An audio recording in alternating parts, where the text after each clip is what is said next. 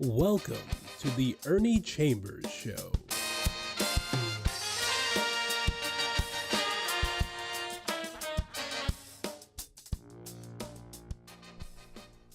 Brothers and sisters, friends, enemies, and neutrals, you are seeing a lot on television and around the city something called the blue dot.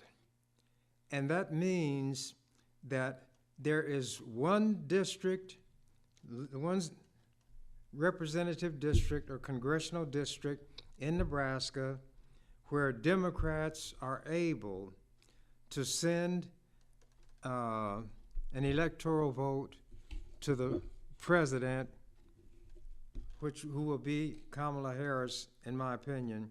But sometimes people don't know where the blue dot came from. So I'm going to, not being self-centered, but in a way I am, I'm going to read a couple of items. This is from a national publication called The American Prospect. It was written November 6th, 2020. Headline, "The Black Nebraska Lawmaker Who May Have Delivered the Presidency to Joe Biden." As unlikely as it may seem, Nebraska may have clinched Joe Biden's presidential victory and steered the country away from electoral college gridlock. Nebraska, like Maine, has a unique electoral system wherein, these pages are thick, the votes are split up according to congressional districts. There are 5 electoral votes in Nebraska. A state has the number of electoral votes that equal the 2 senators that every state has, and then the number of representatives. And they are determined by population. That's why the most populous states have more electoral votes and more congresspersons, because those things are determined by population. Anyway, historically, Nebraska is a deep red state with reliable blue enclaves in Omaha and Lincoln. Those are the state's 2 main urban centers. But as of Wednesday morning, Biden had won the Nebraska's 2nd congressional district by more than 6 percentage points. If Biden falls short in the states where he's trailing right now, but holds on to Nevada and Arizona, he will have 270 electoral votes in his corner, the bare minimum required to win the presidency. That would mean that the single electoral vote in Nebraska's 2nd district would provide the margin of victory, avoiding a 269 to 269 tie that would throw the election to the House of Representatives, where, because of the peculiar rules for resolving such ties, Trump would likely be chosen president, even though the House is in the hands of the Democrats.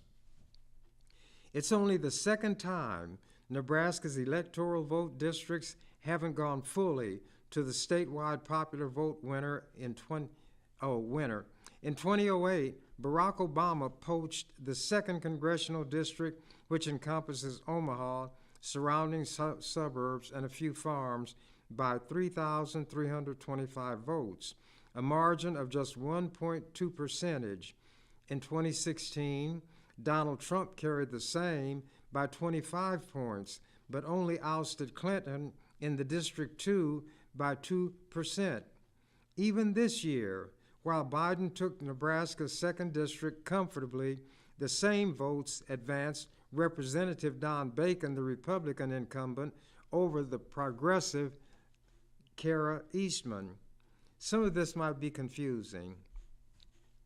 Nebraskans are pretty independent, said Paul Hamill, who reports on Nebraska politics for the Omaha World Herald. There's a fair number of both Democrats and Republicans who just vote for the right person. It isn't a straight R and D vote.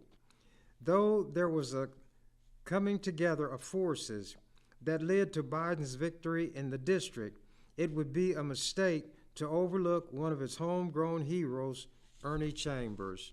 This is a national publication. A giant in Nebraska politics, Chambers is Nebraska's longest-serving state senator, and just this year completed what could be his final term in office after 46 years of service. Immediately recognizable by his casual dress of short-sleeved sweatshirts and blue jeans, Chambers is so popular in his district that he didn't even have to campaign and was still re-elected 11 times. In this year's election, I am running as a write-in candidate. What you will see on the ballot when you come to the 11th Legislative District, if you want to vote for me, the name of the person who is on the ballot, because I had withdrawn for my own reasons from the primary and took my name off the ballot. There will be a line blank with a box next to it. You would write in Ernie Chambers and put a mark in that box. So remember, if you want to vote for me, you have to look for the 11th Legislative District. You have to, on that line, below the name of the one who's on the ballot, write in Ernie Chambers and check the box next to my name. But to continue, a self-proclaimed defender of the downtrodden, Chambers got his political start as a civil rights leader in the 1960s, and throughout his remarkable legislative career, he has fostered progressive politics in a deep red state and fought for the integrity of equal and fair representation. That includes the system for distributing electoral votes, which Chambers went to extraordinary lengths to maintain. In other words, I saved the blue dot. Nebraska established its policy of splitting electoral votes, winner-take-all system, in 1991. Winner-take-all meant that whichever candidate for president got the most votes statewide, that person got all 5 of the electoral votes, no matter how the votes broke down in each congressional district within Nebraska. When we put in place the voting by districts, not strictly speaking, but where each of the 5 districts could send an electoral vote to the overall winner, it made it possible for Douglas County, since they voted mostly for Biden, to have their one electoral vote not go to Trump, but to Joe Biden. And I hope that kind of clarifies a little bit. But anyway, let me get back to where I was. Since that time, Republicans have tried repeatedly to change this policy, especially after Obama carried the district in 2008. They came close in 2016 when Senator Bo McCoy introduced a bill to restore a winner-take-all system. McCoy was an outright racist, Chambers told me, the writer of this article, in a phone conversation. He wanted to ensure that wouldn't happen again. In other words, that the people in the 2nd Legislative District would be able to give a vote to whomever they pleased, and whoever won statewide would not necessarily get that vote of the district. Chambers countered the winner-take-all proposal by filing an amendment to McCoy's bill to instead introduce a district-take-all plan, which would have split up Nebraska into 5 presidential electoral districts and have the winner of each issue one electoral vote, eliminating any award to the statewide winner. There should be an opportunity for all citizens to cast a vote in presidential elections that would be more than merely a form, said Chambers at the time. Proponents of splitting the vote argue such a policy aligns well with Nebraska's independent political ethos as embodied by its unique unicameral legislature, a nonpartisan governing body modeled after the British Parliament. Remember, this is written by a national person in a national art publication, so he explains things about Nebraska. From Chambers, When the bill came up for debate, I began offering many amendments and motions. I also added the caveat that other bills would suffer if this one moved. In the end, Chambers, a master filibusterer on par with Mitch McConnell in the Senate, held the bill one vote shy of moving forward to a final vote. Republicans abandoned the measure, and the single and perhaps decisive electoral vote passing to Biden is the result 4 years later. Quote, "He stands up when there are inequities in the legislature," said State Senator Tony Vargas. You see that name on television now. He's running against Don Crisp Bacon, and he should win if people vote intelligently. But anyway, said State Senator Tony Vargas, who was reelected for a second term representing Omaha's South District, and described Chambers as an unsung hero of the integrity of the Nebraska Legislature. Hamill echoed these comments when he told me Chambers' greatest accomplishment as a state senator was passing district voting in a different context. Before Chambers, all the city council members in Omaha were elected at large. With a white majority, they were all white. The same was true for the school board and county board. Chambers changed all this, and now you have diversity and representation. Some people after all this time don't realize that I got the legislation that required district elections for the school board, the city council, and the county board. So when people ask what did I ever do in the legislature, it means they didn't even read the newspaper. A gifted orator, some have likened to a firebrand preacher, Chambers used his time in extended debates to educate his mostly white colleagues.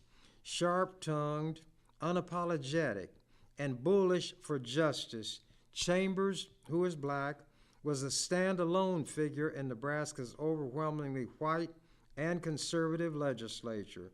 Quote, "Unlike a lot of legislators, he would slash and burn," said Hamill. He didn't care who was upset or would be alienated. A polarizing figure, supporters admired Chambers for his unflagging embrace of the downtrodden, and his enemies loathed him for his obstructionist powers. From the podium, Chambers was known to quote Popeye, "I am what I am." Though first elected to office in 1970, Chambers emerged as a community leader amid racial uprisings in Omaha in the 1960s, and it was as civil rights leaders around the nation agitated for equal rights.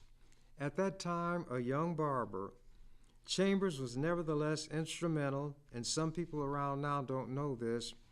Chambers was instrumental in negotiating a peace deal between black youth, police, and the Omaha City Council, which was crucial to his political beginnings. At the end of May, not long after George Floyd was killed in Minneapolis, a clip of Chambers the barber, taken from the award-winning documentary A Time for Burning, went viral amid national protests against police brutality. See, I don't use the computer, so I wasn't aware of what was out there, and I couldn't figure why all these people from media were calling me from around the country and other people. Well, they had seen this clip of A Time for Burning. It was a documentary commissioned by the Lutheran Church, the national body, because a young white minister from Minneapolis named Bill Youngdahl became the pastor. His family members had been in politics, one a senator, one a governor, I think. But at any rate, he hit upon a stratagem when he saw how tightly segregated Omaha was. At that time, Augustana, which is now in what is known as the North Side Ghetto, was all white. On 24th and Lake, there's still a huge church building, but it no longer is a church. It's shut down. and I can't even remember the name of it for sure, but it was a Methodist church. So what was agreed on is that the young people would visit each other's church on Sunday mornings. Well, the white congregation was outraged. On Sunday morning, that young black children would come to that church where they claimed to believe in Christ, who died and shed his blood in order that all people, regardless of race, creed, color, could partake of the salvation that he was offering. But these white Christians at Augustana did not want to go for it, and they were very offended when the black children came to Sunday morning service. So Young Dahl was stunned by this, because in Minneapolis, which is far from a mecca for black people, was much farther advanced along the line than Omaha. So he decided not to have people visit the church. What they would do is find people in Augustana and people at the Black Methodist Church on 24th and Wirt visit each other in their homes, not church, in their homes. And this split the white church down the middle. During all of that, Young Dahl was contacted by this filming crew, and they wanted to follow him around and see what he did in the community. And in trying to figure out a black person they could talk to, they went to the mayor, and they asked, did he know of any single black person who embodied what black people in the so-called Black Revolution are about and can articulate those things? And the then mayor, whose name was Sorensen, said, and this is what the filmmakers told me, there's a young black barber in North Omaha. His name is Ernie Chambers, and he will curl your hair. And they said when they heard that from a white, obviously conservative, which is a way of saying racist mayor, that was the person they wanted to talk to, especially when he was a barber and he was young. So they came in with their cameras, and we had a conversation. By we, I mean the white preacher and me. And it was filmed. I'm not going to rehash all that, but that film was sold in these stores that sell documentaries, you know, the little discs. And it was nominated for an Academy Award. It came in second. And I didn't mind that, because the winner was one called Anderson's Platoon, about a black sergeant in Vietnam. But that disc sold like hotcakes. Well, when George Floyd was murdered on camera in Minneapolis, a clip of me having that discussion with this white minister was put on the internet, which I don't have. I didn't see it on the internet, but I wondered why people were calling me.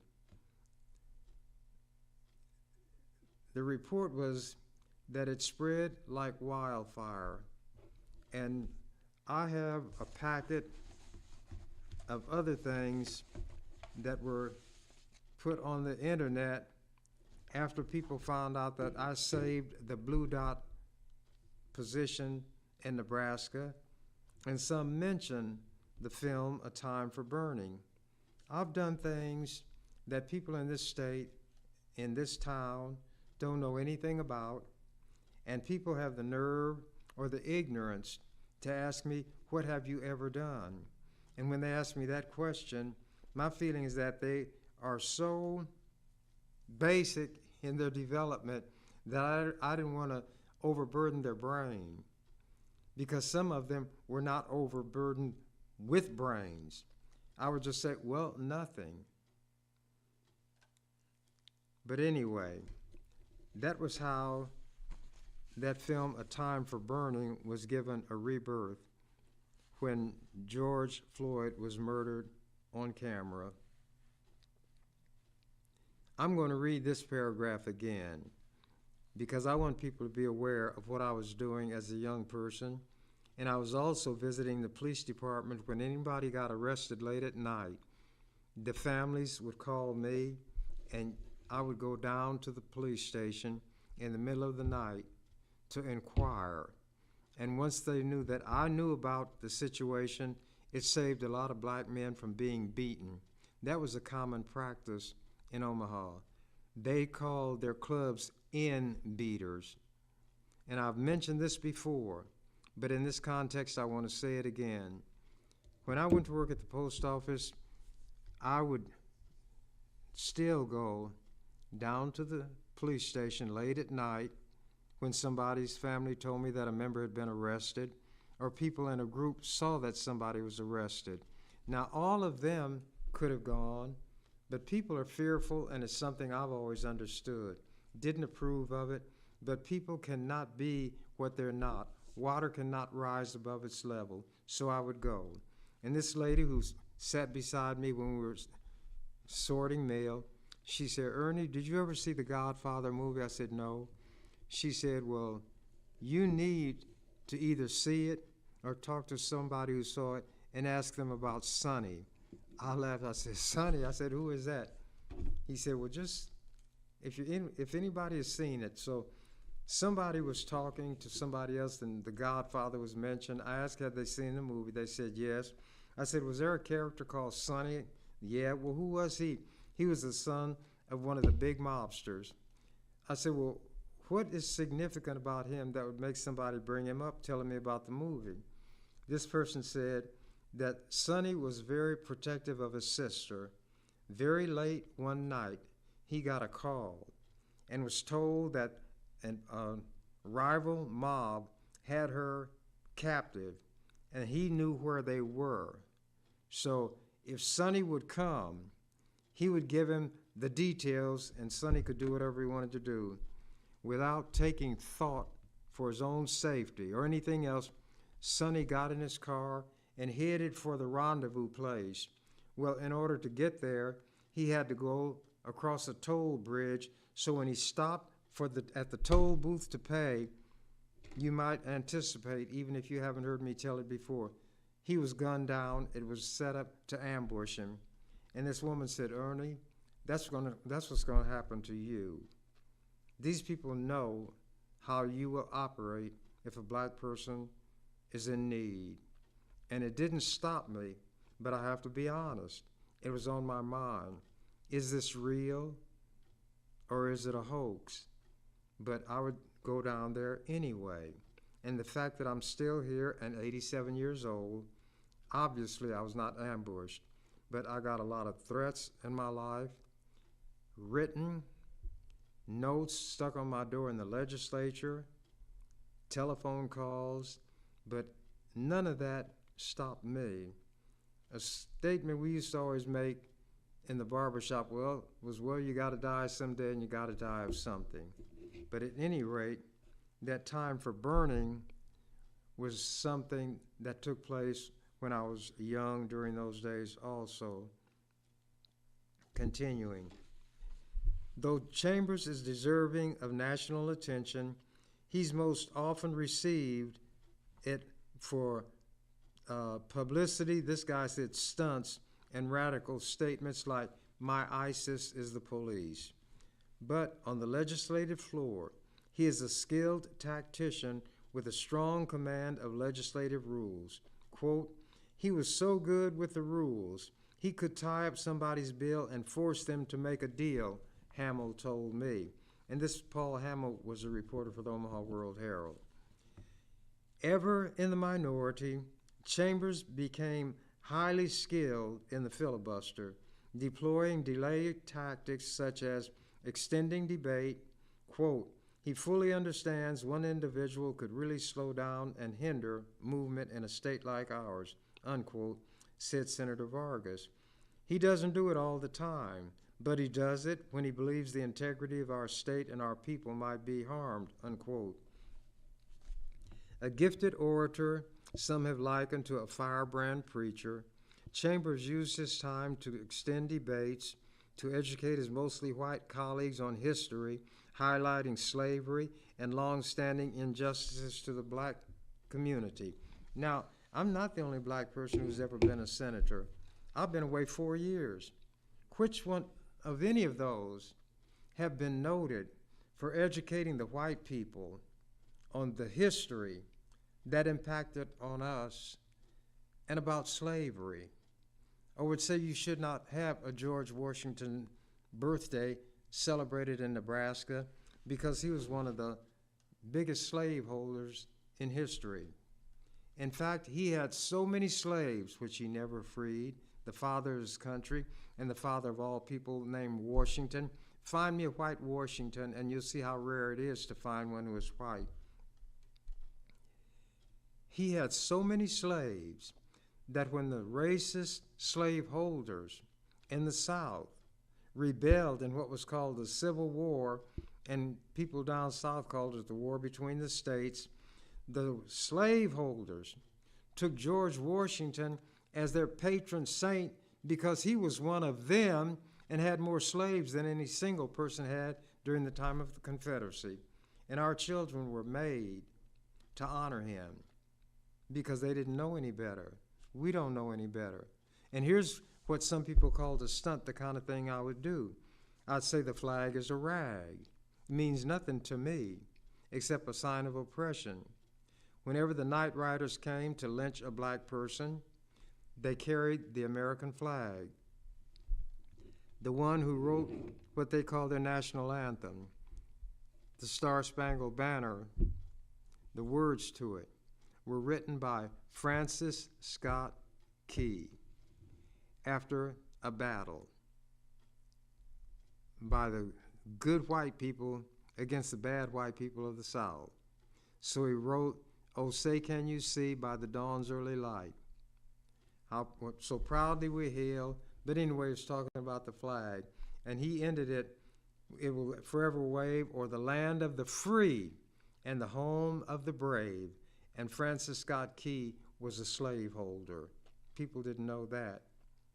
So on the floor of the legislature, I said the truth would have been told if he said, "or the land of the tree and the home of the slave." Those are the kind of little object and historical lessons I gave to people on the floor of the legislature. Has any black person ever done that before? Has any black person who was in the legislature ever been held up as the one who stopped the legislature at will? But let me continue, because we're talking about the blue dot. Ever in the minority, Chambers became highly skilled in the filibuster, employing delaying tactics such as extending debate. Quote, "He fully understands one," and I read this, but I'm reading it again. "He fully understands one individual could really slow down and hinder movement in a state like ours." How would I know that? Because I studied. I wanted to learn as much about the environment where I would be operating, the people who would be there, and the rules according which they would be governed. I mastered their rules. They didn't. They didn't have to know them like I do. They were always in the majority. I was 1 out of 48. And when I go give a speech, people say, "You mean you're the only black person in that legislature?" I said, "Yes, and they need more help." And then I add, if Alibaba can handle 40 thieves, I certainly should be able to handle 48 white people. And that's what I told them on the floor. I told them, "This is my legislature. I own this legislature. You all are my white folks. Now, if there's a bill that I think really needs to be passed, I will allow you to pass it." Who would dare say that in any legislative assembly? Being 1 out of 49, dare to say it, and yet get bills through, as has been mentioned, to mandate district elections against the opposition of the white people, district elections for the school board, the city council, and the county board, and help create the learning community who got the sales tax taken off food, and other things that people take for granted. I didn't start out in advance with an agenda. It was just my view that anything that came up that was wrong and I could do something about it, that's what I was going to do. But anyway,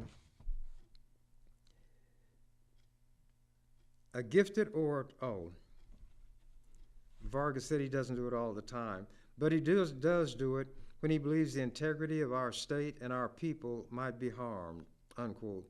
A gifted orator, some liken to a firebrand preacher, Chambers used his time in extended debates to educate his mostly white colleagues on history, highlighting slavery and the long-standing injustices to the black community. Extremely well-read, Chambers would quote at length from the Bible, which he tongue-in-cheek called the Bible. Chambers did not just play defense. In fact, he was often on the offensive.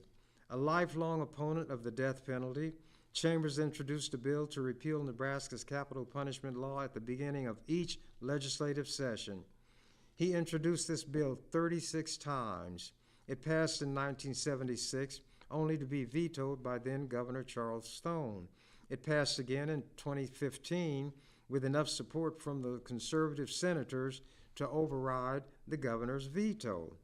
It was bankrolled by Pete Ricketts, who's now a member of the U.S. Senate from Nebraska. This might have been Chambers' crowning achievement, but not long after, 60% of Nebraskans voted to reinstate the death penalty. After a petition earned enough signatures to be included on the ballot for the 2016 election, Chambers was successful, however, in banning the death penalty for people under 18 at the time of their crimes and people with developmental disabilities. How many of you all knew that those categories of people would face the death penalty in Nebraska, but as a result of my bill, 2 people with developmental disabilities were immediately removed from death row? That's what this atheist, as they call me, was able to do.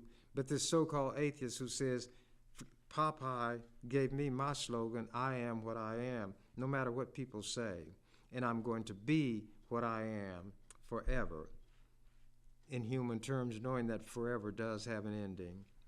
In a presidential election some have framed as a model referendum on the American soul, Chambers' clear-eyed vision of justice is a helpful thorn to keep agitating.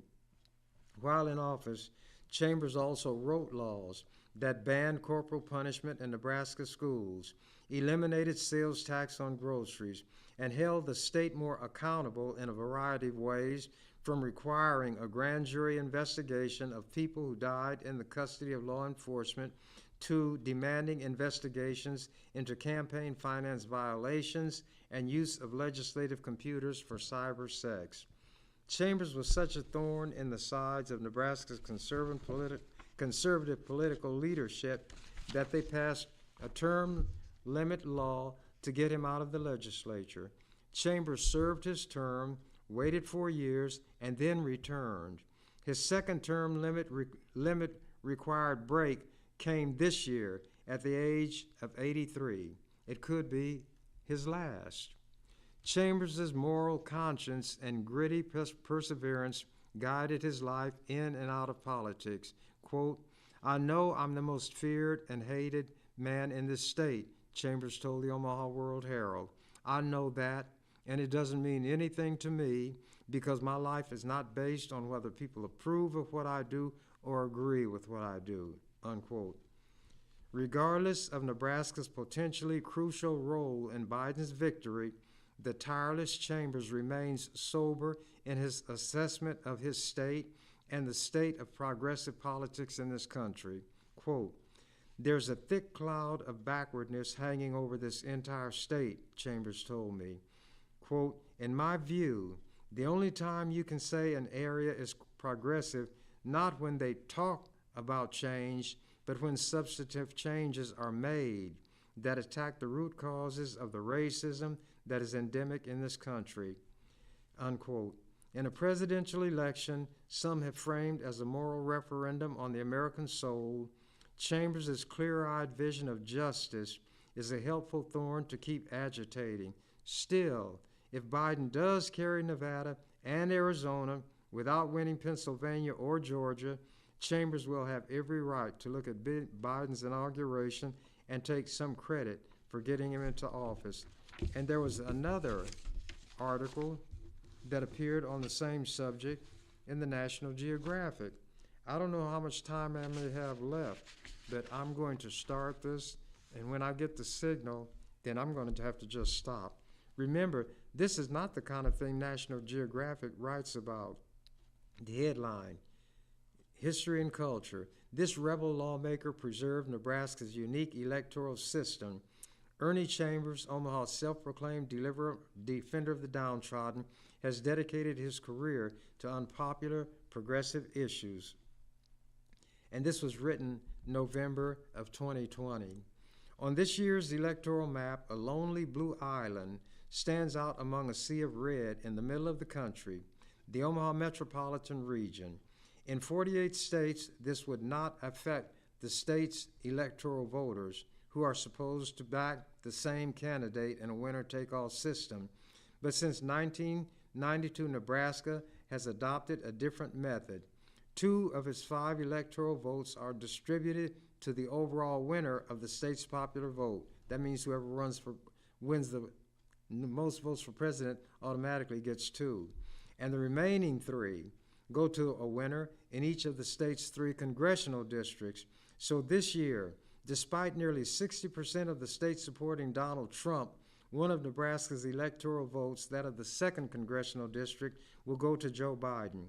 Quote, when conditions are right, Nebraska becomes a state that candidates have to pay attention to, says Megan Hunt, a state legislator from Omaha.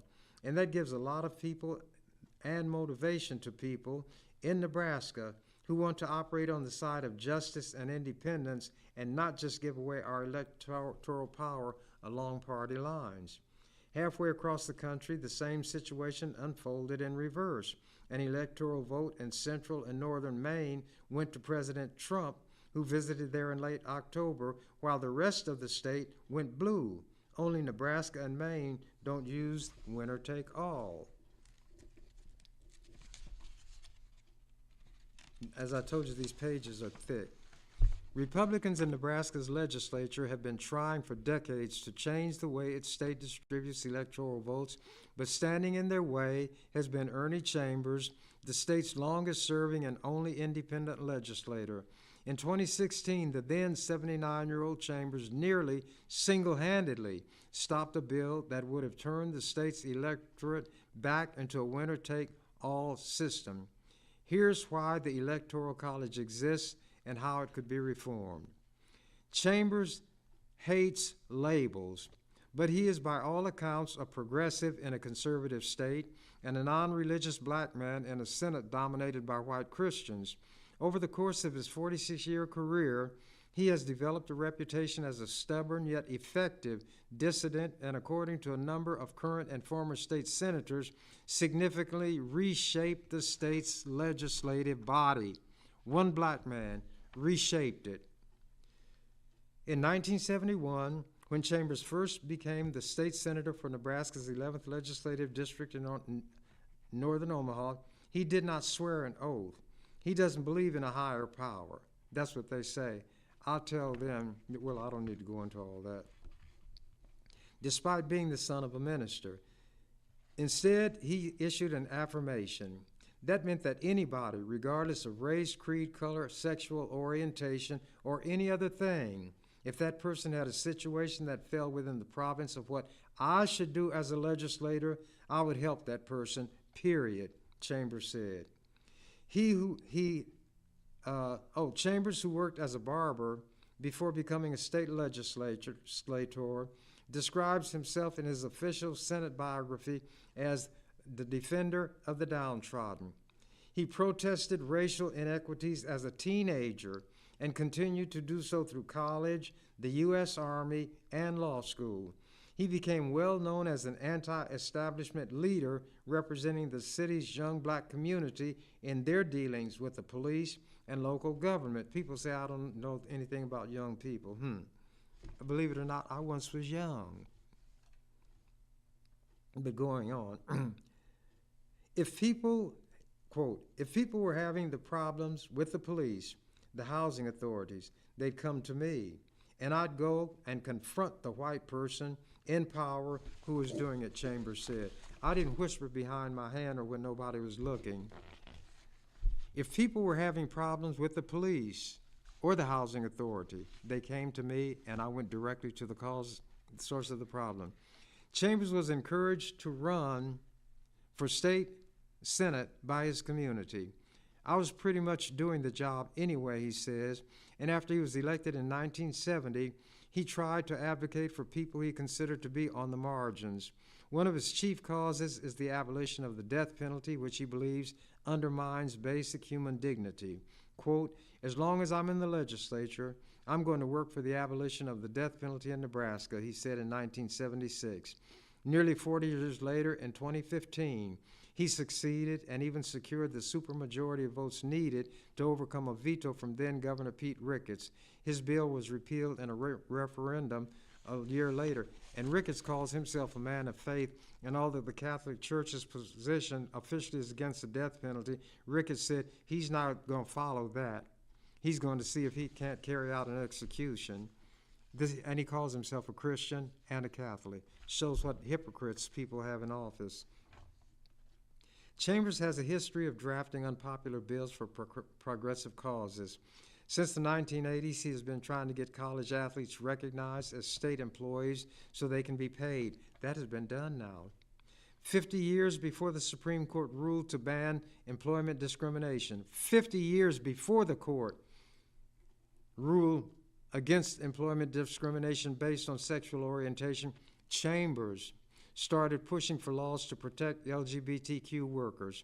He has also called for laws to address systemic racism and push for radical police reform.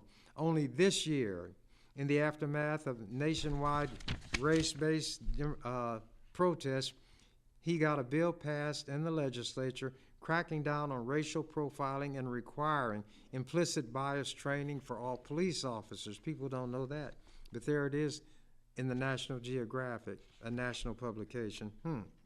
Life is strange. Chambers seems to revel in defiance of the status quo.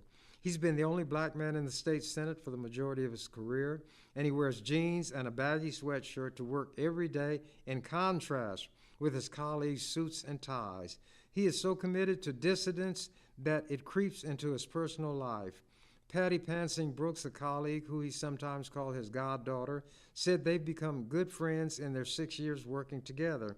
But Chambers often claims, even to Pansing Brooks' face, that he doesn't have any friends, meaning in that place. And I knew it. He has a good heart, she told me, but he also says he doesn't have a heart at all. The fight for the split electorate.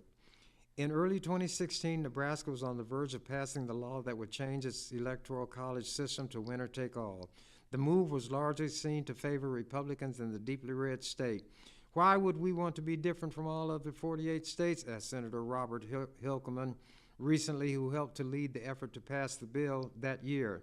In an interview with the National Geographic, Hilkeman said that he would understand if every state had a system like Nebraska's, but it strikes him as wrong that his state is so different from everyone else. Quote, for me, it was more the principle of the thing, he said. Chambers opposed the bill.